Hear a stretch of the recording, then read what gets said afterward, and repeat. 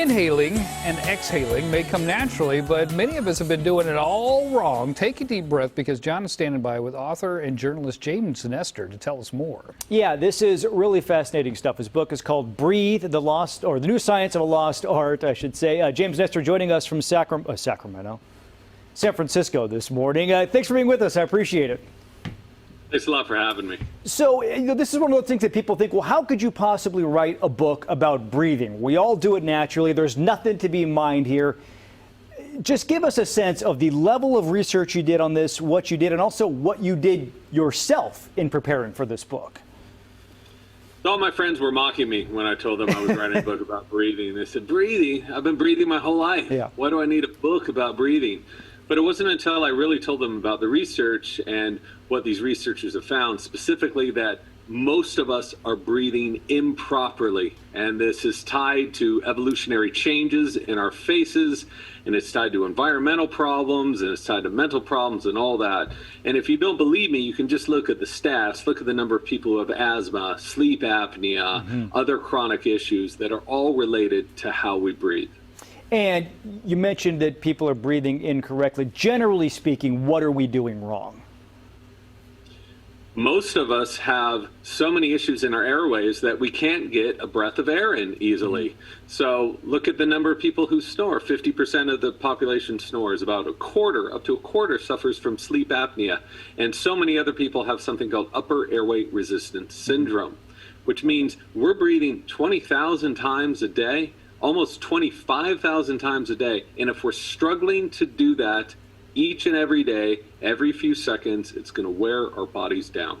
And one of the things that I thought was so interesting is so many people, deal with anxiety on some level during the day, or, just fatigue. And you, in the book, outline breathing techniques that can either get you up if you need to get up or relax you. Explain what those are.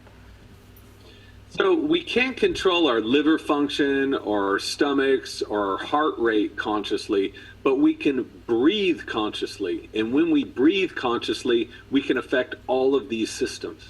So just by breathing in different ways, you can lower your heart rate, you can lower your blood pressure, you can bolster your immune function. This stuff is so simple that a lot of people may think, oh, there's no way that's going to work. But we've known about this for thousands and thousands of years, and modern science is just supporting what the ancients have known for so long. Yeah, it's essentially, a longer exhale versus the inhale can help calm you down and things like that. One thing that you did in the book, and I did as well and tried it out, and it works, you tape your mouth shut when you sleep at night. What is the benefit of that for those that don't know? So this sounded completely sketchy to me when I first heard about it. It sounded like some hostage situation.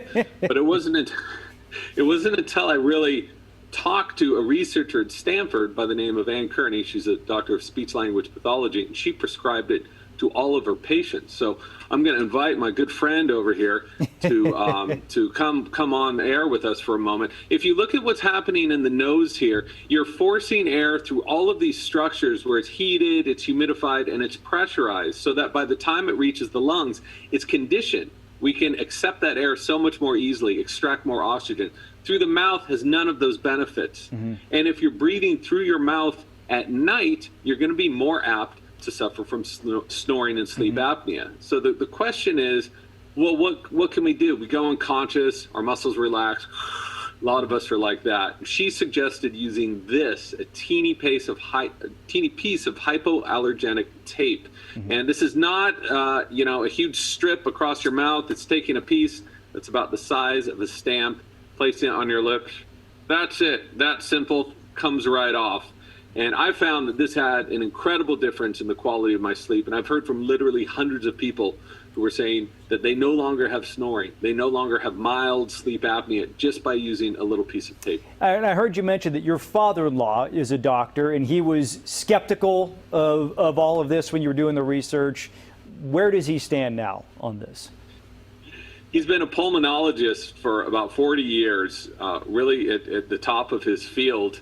And he's a scientist. So even though the stuff sounded crazy to him, it wasn't until I provided him with dozens and dozens of studies that he said, this is absolutely real.